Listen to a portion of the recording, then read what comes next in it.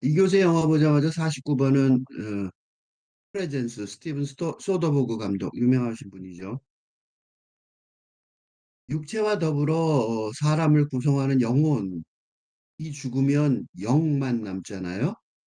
근데 그 영이 주인공인 영화라는 판단이 들었어요. 그래서 관람을 했습니다. 음, 시간의 현재, 이 현재란 말, 프레젠스. 그다음에 존재자의 존재, 그걸 말하는 존재를 말하는 현재 시제의 존재성을 말하는 현존. 지? 을 다양하게 이렇게 다양하게 해석될 수 있어요. 해석될 수 있는 영화 타이틀 프레젠스. 이게 좀 그러니까 이거 이 영어 제목이 왜 프레젠스지? 그 번역하기 어렵죠. 그래서 번역하면 차라리 이상해 현재라고 쓸 수도 없고 현존이라고 쓰면 이거 뭐 철학 영화인가 이렇게 될 거고 그죠? 그래서 그냥 한 것 같아요. 어쨌든 그 타이틀이 등장하기 전에 요새 영화들이 특징인데 그 타이틀이 지나가기 전에 장면이 되게 중요해요. 오프닝이라고 말할 수 있는데 2분 동안 외부는 분명히 대낮인데 내부는 약간 과도하게 어두침침해요. 그 외부에서 빛이 들어오는데 그렇게 어두침침할 리가 없는데 그 2층 주택을 특정한 2층 방에서 옷장에서부터 출발한 카메라가 부동산 업자가 집을 소개하듯이 훑고 지나가는 장면이 계속돼요. 그러다 현관까지 오다 끝나는데 그리고 바로 타이틀이 나와요. 영화 타이틀 프레젠스로 딱 나온 다음에 그리고 잠깐 나온 다음에 거의 같은 시간대라는 걸 느끼게 해주는데 이번에는 집안도 하나죠. 빛이 들어왔으니까. 그 같은 시간 바로 이어지는 장면들이 정상적인 카메라 워크로 진짜 부동산 업자가 바깥에 탁 차 세우고 막 허들러 들어와서 집 안으로 먼저 들어오죠. 왜냐면 손님보다 먼저 와 있어야 되니까. 그런 다음에 아빠 크리스, 엄마 레베카, 그리고 청소년인 아들 타일러, 딸 클로이로 구성된 이 4인의 핵가족, 근대 핵가족이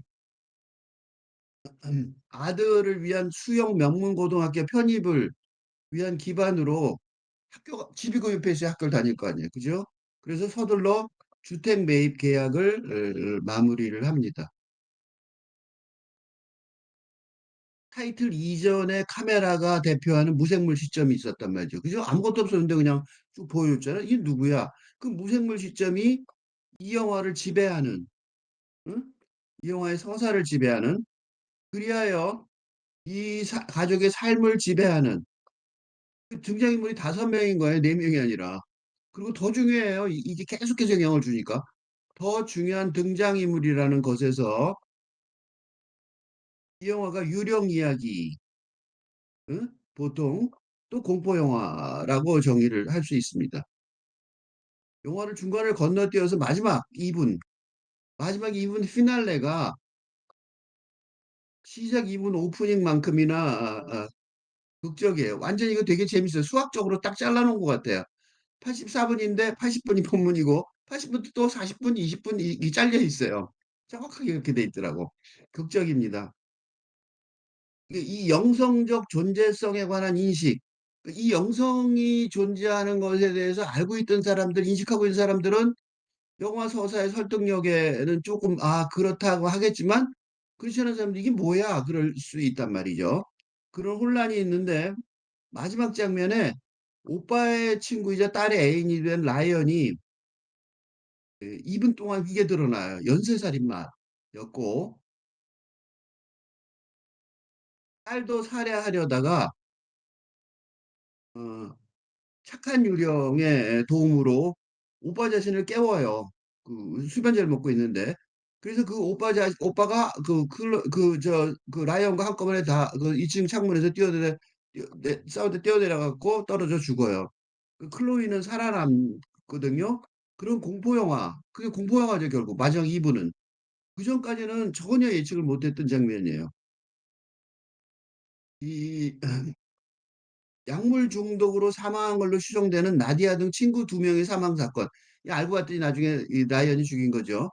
그 트라우마에 시달리는 딸 클로이가 경험하는 듯한 초본, 장난기 어린 듯한 으스스한 유령 영화 분위기. 갑자기 뭐 물건이 이동되고 그런 거 있죠. 그거 주도하는 그게 영화의 전반부 40분이에요. 그리고 딱 그 40분이 딱 지난 다음에 그 결국 전학을 가게 할 정도로 나쁜 행위였던 게 여학생의 그러니까 집단 괴롭힘을 하는 거죠. 그게 오빠가 집단 괴롭힘을 해요. 그 영담을 하니까 착한 유령 같아요. 가족들을 보는 앞에서 오빠의 방이 엉망이 돼버린 장면이 등장하는데 그러니까 유령이 가족들 전체가 다 알게 되는 거죠. 그러니까 전반부에서는 딸 클로이가 가족의 문제예요. 왜냐하면 걔가 트라우마 때문에 뭐 엉망이 돼버리니까 후반부에서는 오빠가 이제 가족의 문제가 되는 거죠. 그래서 이제 가족 전체가 영매까지 초대해서 해결하려고 그러는 가족 전체가 문제가 돼버리는 후반부 40분의 분위기가 너무 다르죠. 그러니까 그지? 그래서 관객이 이 영화 서사를 순조롭게 따라가기가 어려웠습니다. 그러니까 오프닝 2분 이거는 영성 영화라고 했어요. 영성이 주인공인 영화죠. 그다음에 본 영화 80분. 이건 전형적인 유령 영화 스타일이었어요. 그다음에 피날레 22분. 이거는 전형적인 공포 영화죠. 애인이었던 사람이 갑자기 연쇄살인마였다. 이거 얼마나 공포 영화예요? 이 3부작이 같은데 1, 2부가 너무 짧죠. 그러니까 자연스럽게 이어지는 서사를 완성하지는 못한 것 같아요. 그러나 이 영화의 중요성은 거기에 있지 않고요. 이 영성 사상, 영성이 주인공인 영이 주인공인 영화. 이 영은 나쁘지도 않죠. 도와주죠, 딸을. 이해할 사람을 찾을 수 없을 거라고 감독이 판단했을 것 같아요. 이게 뭐야 그럴 거 아니에요? 그래서 이 감독이 스티븐 소더버 감독이 자기가 핸드헬드 촬영을 해요. 촬영비를 자기가 들고 자기가 촬영했대요. 물론 편집까지. 이게 설득하기가 어려울 정도의 지금 영성을 갖고 영화를 만든다? 이건 거의 선구적이죠. 그래서 근대 영성 사상을 적극적으로 도입한 거의 최초의 드라마라는 점에 있어요. 그래서 이 영화가 혼란스럽긴 하지만 거의 최초라는 점에서 굉장히 높이 평가할 수 있을 것 같아서 어, 물론 완성도가 문제가 있으니까 별을 세 개를 주지 못했지만 두 개라고 생각했습니다.